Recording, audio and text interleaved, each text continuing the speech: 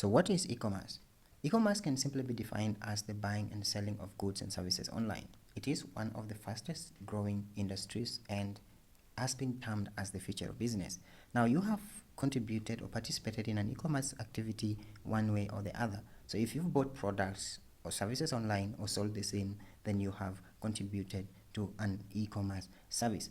What are the benefits of e-commerce? Now, when we're talking about the benefits of e-commerce, then we divide it into two different categories, the buyers and the sellers, which are the main pillars that make up the e-commerce system. The buyers get the following benefits from an e-commerce service or from an e-commerce business. The first thing is convenience. With e-commerce, you can shop from anywhere, anytime without restriction. The second thing is price comparison. Now, unlike when you're buying from a physical shop that you have to go to that shop and maybe you don't have very many options, when you're buying online, you can compare prices from different sellers on online websites, social platforms, or marketplaces before making the purchase decision. The third advantage is variety. Just like with price comparison, you have lots of options to choose from. Like you can compare one product from 3 different websites and look at the quality and maybe the pricing as well. The fourth thing, maybe not the last one, is the reviews. When you're buying from a local shop, you are not likely to get all the previous. It's almost impossible to get previous customers who bought the same item in the same place.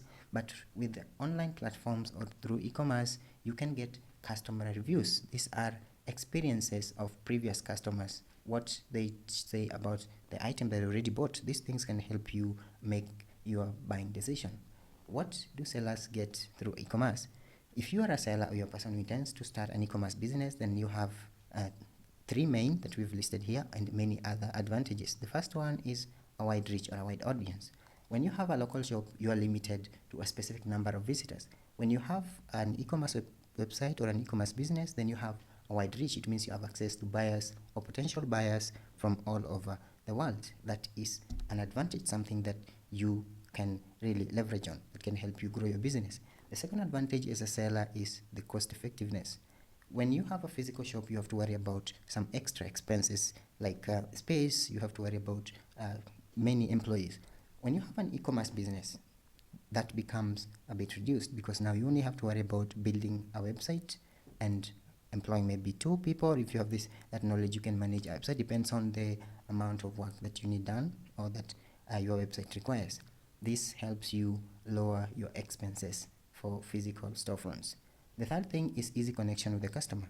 When you have a physical shop, the main thing or the main way that you can communicate with them is through phone calls or direct contact when they come to the physical shop. When you have an online store, you have different ways of communication that can be integrated into your website, for instance, a mobile app. You can have social media communication through Facebook, Instagram, Twitter, X, formerly Twitter, and many other forms. You can have email marketing or email communication. You can still have phone calls, and you can have live chat on the website. That's an advantage, easy connection with your customer. Now, you understand what buyers and sellers get, but how does e-commerce work? Let's have a look at that. The main thing or the main purpose of e-commerce is connecting buyers and sellers. And the linking of buyers and sellers through electronic channels is one of the reasons why it's become easier, because they don't have to meet physically. Not everyone has to go to the physical shop.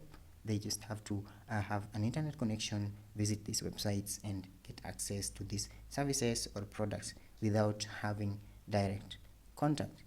What does the seller do? When you're talking about e-commerce, every party has a role. The seller has what they do, and the buyer, on the other hand, has what they do. So with the seller, they have different roles. The first is they have to research the market. Of course, this comes after they have maybe decided on a product they want to sell or not yet. They can research the market to find the product, or they can have a product and research the market to look at the competition. If they don't have a product yet, they can find a product to sell. The next is thinking about a website where they're going to list this product they're going to be using. If they have a already built website, they can list it. If they know how to build a website, they can build one for themselves. If not, they can hire professionals to help them build websites. Products are not only listed on websites, they can also be listed on mobile apps, social platforms, and other marketplaces. The other thing that a seller does is promote the product through sharing and advertising. If I have a product that I would like to sell to a potential buyer, they will not know about it unless I share it with them. There is competition, and website also need optimization for search engine, a topic that we'll cover later in the channel, not in this video. So they have to promote this product through sharing it or advertising. When a customer or a consumer orders a product, the seller has to process the received orders, deliver it, or ship it if it is outside the country or in a far distance. Now, what does the buyer do? The buyer also has a role. When the seller does its part, the buyer comes to the site after the seller has prepared the website, has listed the product, has done the optimizations with the images and details about the product. The buyer browses the products and services that they would like to buy online, either through Google search or through social channels. They compare prices and quality from different sellers. Once they've decided the site they want to sell from, they select the site, go to the product page, add the items to cart or add to a wish list.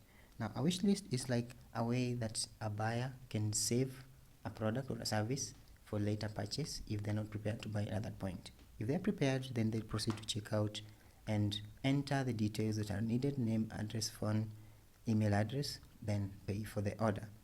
So this is basically what the buyer does. Now that we've covered this, what next? We've looked at what e-commerce is, the benefits to the buyer and the seller. We know we have a overview or a summary of how e-commerce works. So let's go a little bit deeper and look at the models or the e-commerce types. So the common e-commerce types are three. You probably heard of this or maybe not, but these are the common ones. The main e-commerce model that is used by most is B2C, which simply means business selling directly to a consumer. When a business has a product, they market it and deliver it direct to a consumer, then that is categorized as a B2C e-commerce model. The second one is B2B, where a business sells to another business. This mostly works with large scale or bulky product selling, or maybe for resellers. If there is a bigger business that has larger quantities of a specific product, we can sell to a smaller business that can later sell it to the final consumers.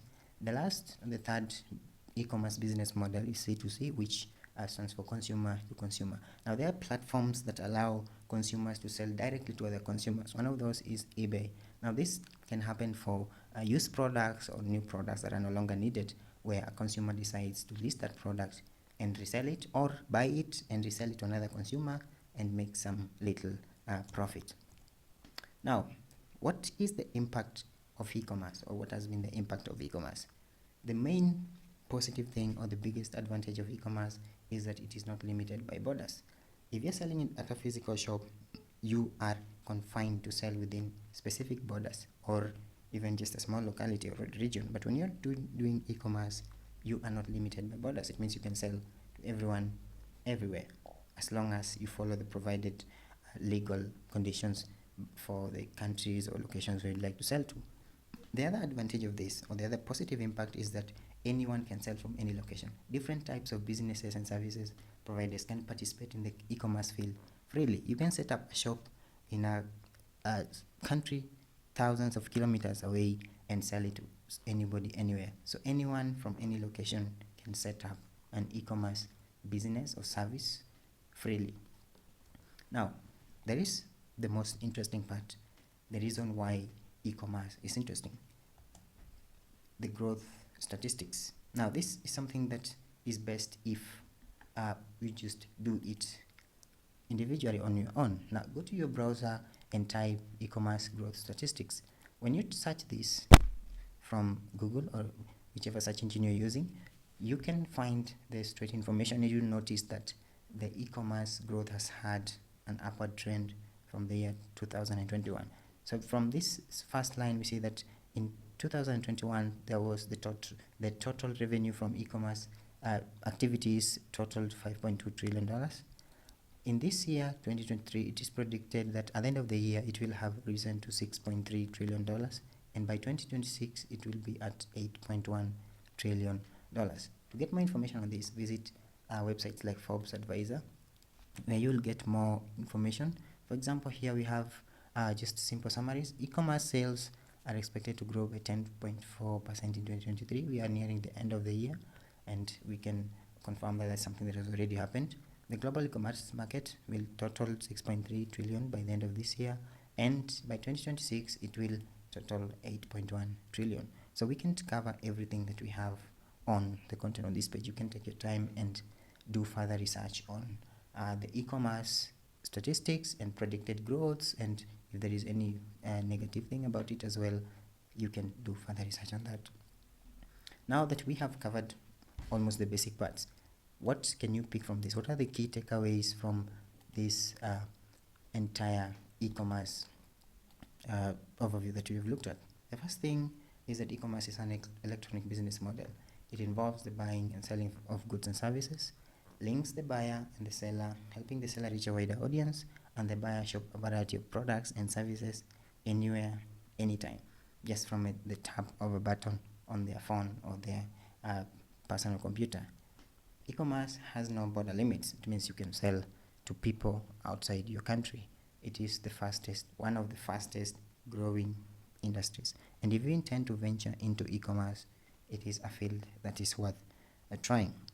Now, if you intend to start an e-commerce business, then the best thing you can do is like, share this video, subscribe, and turn the notification for next videos that are going to be on the same topic. So we're going to be creating videos step by step on how to create an e-commerce business and scale it to greater or higher levels.